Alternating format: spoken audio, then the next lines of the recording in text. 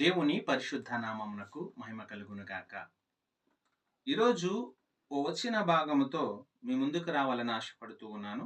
అపోస్తలుడైనటువంటి పౌలు గారు ఎఫెసీ సంఘముకు రాసినటువంటి పత్రికలో 4వ అధ్యాయం 11, 12 వచనాలను మనం ధ్యానిద్దాం.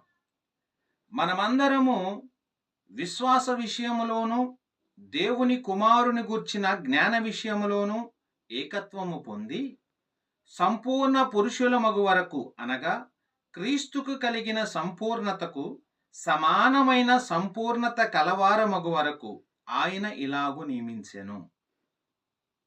ప్రభునందు ప్రియమైనటువంటి దేవుని ప్రజలారా, సర్వోన్నతమైన దేవుని గుర్చినటువంటి సంపూర్ణతలోనికి ప్రతి ఒక్కరిని నడిపించవలసిన బాధ్యత బోధకులమైనటువంటి మా మీద ఉంది.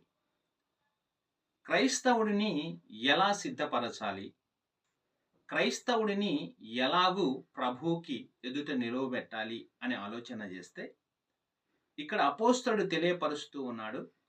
క్రీస్తుకు కలిగిన సంపూర్ణతకు సమానమైనటువంటి సంపూర్ణతలోనికి క్రైస్తవుడిని సిద్ధపరచాలి.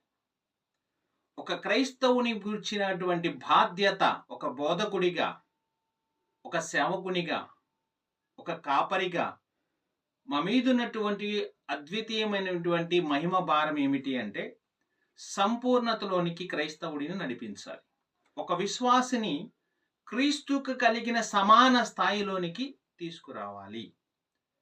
ఏ విషయంలోనూ లోపము లేని వారిగా, ఏ విషయంలోనూ అవిధేయత లేని వారిగా, ఏ విషయంలోనూ క్రీస్తుకి తగ్గవారిగా వారిని సిద్ధపరచవలసిన బాధ్యత మా మీద ఉంది. ఈరోజు అనేకమైనటువంటి చోట్ల మన పరిశీలన చేస్తూ ఉంటే విశ్వాసుల పట్ల బోధకులకు ఉండవలసినటువంటి బాధ్యత తొలగిపోతుందేమో అని అనిపిస్తూ ఉంది. ఎంత జాగ్రత్త వహించవలసి ఉన్నదో ఒక క్రైస్తవుని మీద, ఎంత బాధ్యత కలిగి ఉండాలో పరిశుద్ధ బైబిల్ గ్రంథం తెలియపరుస్తుంది. సామాన్యమైనటువంటి విషయం కాదు.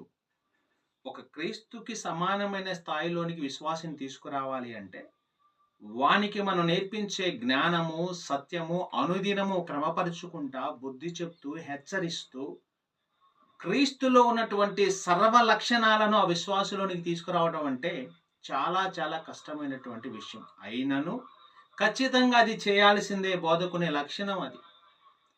ఖచ్చితంగా చేయాల్సిందే. ఖచ్చితంగా